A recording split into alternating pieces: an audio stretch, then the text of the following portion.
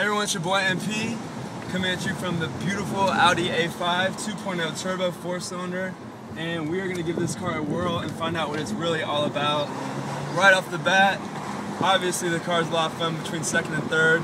Now, let's roll up these windows to get this more properly put together, you know what I'm saying? The first gear response is a little hesitant. Now this car is really heavy. I mean, she is thick, and a lot of that has to do with the Quattro, and that also relates to performance, obviously, with the all-wheel drive system. But because of her oversized body weight, at around 3,900 pounds, she doesn't come off the line in a fashion that would really thrill me. Now, from second to third, it's a little bit better because obviously with the turbo, you have like this effortless, gonna go forever, infinity kind of power that the car really can deliver and expand on. But for the most part, you really do. The biggest restraint with this car is how overwhelmingly fat the car is. I mean, it is really heavy. You feel that all around you, and that also goes with build quality. The car is built really, really well. I mean, you have laser welding technology, you have ultra high strength steel. It does purr though. Can you pick that up, you think? I'm hoping that you guys might be able to hear the engine note. For a 4-cylinder, it's a little bit flat, but it does sound good. I mean, this is a zippy little 4-cylinder. It drives almost more like a small V6 than you could say overly packed 4-cylinder car. I mean, the turbo is very effective. It winds out well. It redlines at about 7,000 RPMs. So, for a 4-cylinder, you get, you compromise. You're not going to get performance that you would expect or would like, but at the same time, you get 22 plus miles per gallon in the city and 30 miles per gallon on the highway. But the main focus with me, and it always has been with me, is how Audi delivers with the Quattro system. The all-wheel drive on this car is unreal. Handling is unreal. We're going to take a sharp turn here. And it just grasps. It's like being slapped in the face coming around that turn. I mean, it just pulls all your attention, wakes you up. I mean, it's an unreal delivery that the car can really offer.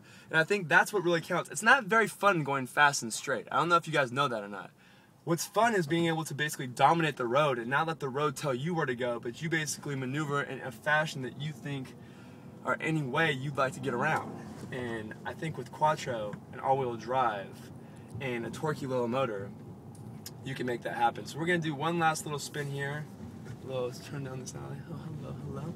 Come down here. See, that's the thing though. You feel that lag. It's not punchy up front. If you let those RPMs drop, you're not in good shape. This is a windy motor. You need to maximize every bit of RPM when you're driving this car. Otherwise, you're going to be bored. It's not going to be a lot of fun. I mean, I've only been able to really escape around town in second and third gear, but clearly I can recognize right away off the bat what this car is capable of. I mean, it's basically built and delivered to open up other doors. If you do a little chip action, a little chippity chip, upgrade that little horsepower, bump up that torque, I mean, you're going to have a mean, green, lean fight machine, you know what I'm saying? You're going to have a little something that's going to give you a lot more than a V6 or a V8 can really offer at high fuel efficiency. So it could be a little sleeper. No one expects power out of a 4-cylinder, but you can create the opportunity with a turbo. So those are all things you need to take into consideration when you're looking at this car. Would I buy it? Of course I would buy it. Would I say that it's the sports car of my dreams? Probably not. Visually, is it, as good as it gets?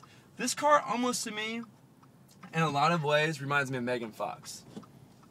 I mean, it's beautiful. There's a lot of evil behind it. You know what I'm saying? There's some moments that she comes off in different angles. There's a little bit of class, but then there's the tattoos. I mean, this car and Megan Fox run a very parallel look.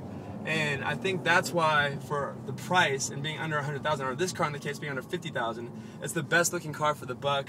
It's probably one of the funner cars that you could drive. I might say that, for the price point, you could probably get a 335 BMW, which would be a little bit quicker. But like I said, at the end of the day, I'd rather be taking a turn at 80 than having to think about it at 65. In the meantime, keep on motoring.